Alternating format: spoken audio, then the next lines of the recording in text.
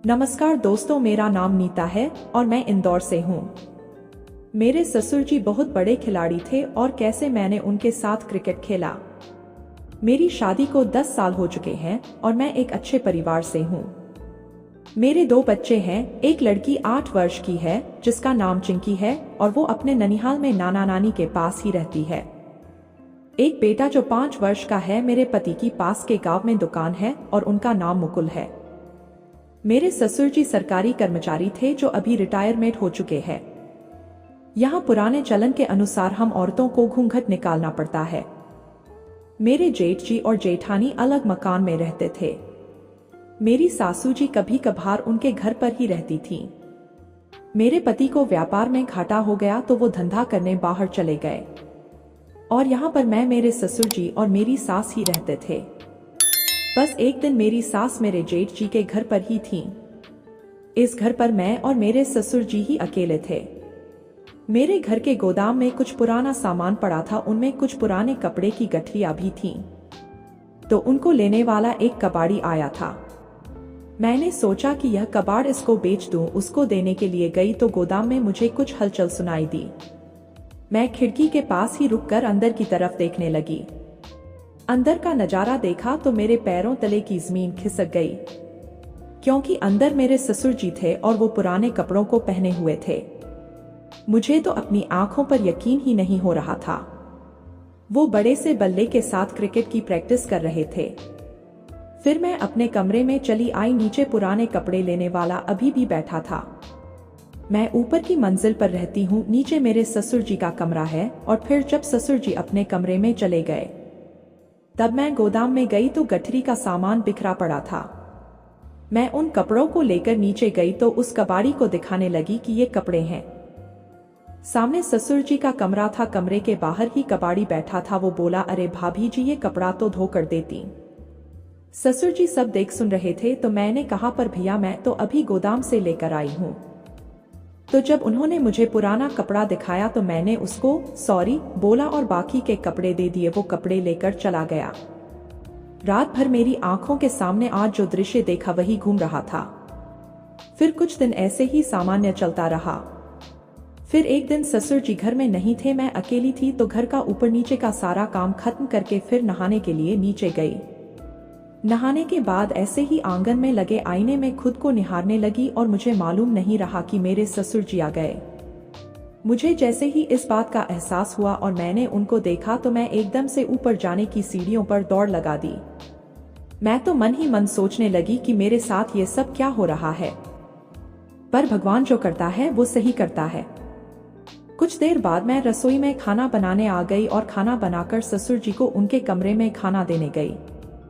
मुझे तो उनका बर्ताव कुछ अजीब लगा। ससुर जी ने आज से पहले तो मेरी तरफ ऐसे नहीं देखा था। फिर मैं खाना देकर अपने कमरे में आ गई। कुछ देर बाद मुझे खबर लगी कि सासू जी बीमार हो गई हैं, तो वे जेठ जी के घर पर ही रुक गई थी और यहाँ हम दोनों ससुर और बहू ही थे। फिर कुछ दिन ऐसे ही चलता रहा, ना मैंने कुछ कहा और ना मेरे ससुर जी ने कुछ कहा। इसी बीच हमारे मोहल्ले का एक लड़का जिसका नाम अनुज था और वह भी मुझसे दोस्ती करना चाहता था। जब मैं छत पर कपड़े सुखाने जाती हूँ या बाहर सब्जी लेने जाती हूँ तो वो मेरी तरफ देखकर मुस्कुराता है। मैं भी उसको थोड़ा पसंद करने लग गई थी। हमारे मोहल्ले की बहुत लोगों और औरतों को भी मालूम हो गया था कि मेरे और अनुज मेरा दोस्त बन गया है। कुछ दिन बाद नवरात्रि आ गई थी। हमारे घर के बाहर ही मोहल्ले में डांडिया खेलते हैं और मेरे ससुर जी को ऐसे सामाजिक कामों में बहुत दिलचस्पी है। हमारे यहाँ डांडिया में सब अलग अलग समूह बनाते हैं, मतलब सब अपने अपने समूह में डांडिया खेलते हैं। मेरे पति यहाँ नहीं रहते हैं तो मैं भी थोड़ा खुलकर रहने लग गई थी। वो होते तो मुझे डांडिया नहीं खेलने देते, लेकिन ससुर जी थे जो कुछ नहीं कहते थे। मैं गरबा में नाचने जाती थी और उधर अनुज भी आ जाता था। अब नवरात्रि का आखिरी दिन आया और फिर जब मेरा नाच खत्म हुआ तो सब लोग मुझे ही देख रहे थे। उस नाच पर मुझे 2000 रुपए का इनाम भी मिला था। तभी अनुज ने अपने साथ आने को कहा। मैंने कहा मेरे ससुर जी को पता लग जाएगा। इतने में मेरे ससुर जी आ गए और बोले, बहू तुम यह क्या कर रही हो? डर के मारे मेरी जान सूख गई और चुपचाप गर्दन नीचे करके घर पर आ गई और जो कुछ हुआ उसके बारे में सोचने लगी। इतने में ससुर जी आ गए। वो बहुत गुस्से में लग रहे थे। मैं नीचे गई। उस वक्त रात के 12 बज रहे थे और मेरे पैरों तले जमीन खिसकती जा रही थी। ससुर जी ने कहा, बहू तुमने ऐसा क्यों किया और कितने दिन से चल रहा है? ससुर जी ने मुझसे सारी बातें पूछी। जैसे तैसे ससुर जी का गुस्सा शांत हुआ और उन्होंने मुझसे कहा, कोई बात नहीं, आगे से ऐसी गलती मत करना। अगले दिन सुबह मेरे ससुर जी मुझसे कहने लगे कि मैं बहुत बड़ा खिलाड़ी हूं, अगर क्रिकेट खेलने का मन करे तो बता देना। मैंने कहा, आपको कैसे पता चला कि मुझे क्रिकेट खेलना पसंद है? तो उन्होंने कहा, उस दिन जब तुम गोदाम के पास देख रही थी। मैंने कहा, आपको कैसे पता लगा कि मैं गोदाम के पास थी? तो उन्होंने कहा, बहू मुझे पता था तू खिड़की से मुझे देख रही हो और मैंने भी सोचा कि तुम्हें क्रिकेट अच्छा लग रहा होगा इसलिए देख रही हो। फिर एक दिन हमारे गांव में मेला लगा तो ससुर जी ने मुझे बहुत सी श्रृंगार की चीजें दिलाईं और मुझे खूब घुमाया। फिर एक दिन मैं ससुर जी के साथ खेत पर गई थी। हमारे पास खेत पर एक गाय भी है जिसका ससुर जी ही दूध निकालते हैं। तो उन्होंने मुझसे पूछा, बहू तुम्हें गाय का दूध निकालना आता है? मैंने कहा, नहीं बाबूजी, मुझे नहीं निकालना आता। तो ससुर जी बोले, कोई बात नहीं है, मैं सिखा दूंगा। फिर ससुर जी ने मुझे दूध निकालना सिखाया। मुझे कुछ कपड़े धोने थे, मैं धोने वाले कपड़े खेत पर लाई थी। खेत पर एक कुआं है और वहीं एक छोटी सी कुंडी बनी है जिसमें मैंने पानी भर लिया और मैं कुंडी के पास बैठकर कपड़े धोने लगी। ससुर जी दूसरी तरफ देखरेख करने चले गए। फिर हम लोग घर पे वापस गए। फिर ऐसे कुछ दिन गुजरते गए।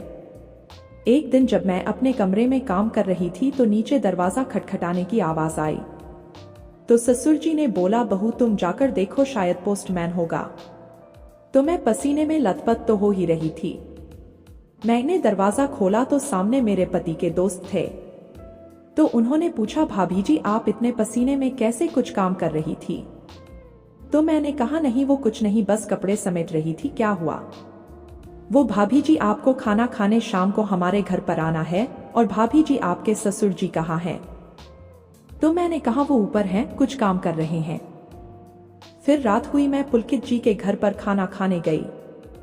पुलकित ने कहा, आइए भाभी जी आइए, आपका ही इंतजार कर रहे थे।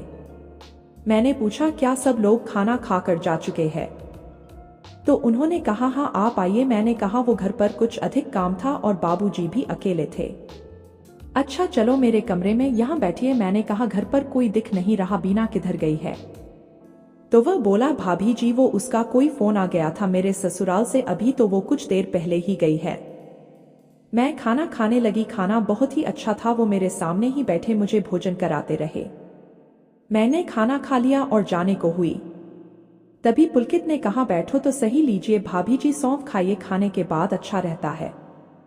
उसने कहा, कुछ देर बैठो ना, मैं भी अकेला ही तो हूँ और आपको घर ही तो जाना है, चले जाना। मैंने कहा, नहीं घर पर बाबूजी अकेले हैं। वह बोला, अरे आप कब कब आती हैं, कुछ देर तो रुको। मैंने कहा, अच्छा ठीक है, टीवी खोल दीजिए। उन्होंने टीवी चला दी, कोई मूवी आ रही थी।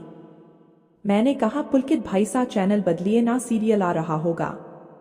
तो वह बोले, हाँ तुम औरतों का बस यही है, सीरियल दिखा दो, दिन भर कितनी अच्छी मूवी आती है। हम दोनों हंसने लगे। पुलकित ने कहा, भाभी जी आपसे एक बात पूछूं, आपका पति आपको पसंद नहीं करता क्या? मैंने कहा, क्यों नहीं, आप ऐसा क्यों पूछ रहे हैं? क्योंकि जब मैं आपके घर पर आया था तो मैंने जो कुछ देखा उसको देखकर मुझे यही लगा। आप अपने ससुर जी के साथ क्रिकेट मैच खेलने में व्यस्त थी। तो मैंने उसे कहा कि मेरे ससुर बहुत अच्छे खिलाड़ी हैं और उन्हें क्रिकेट खेलना बहुत पसंद है। तो दोस्तों कैसी लगी हमारी कहानी? अच्छी लगी तो हमारे चैनल को सब्सक्राइब करें।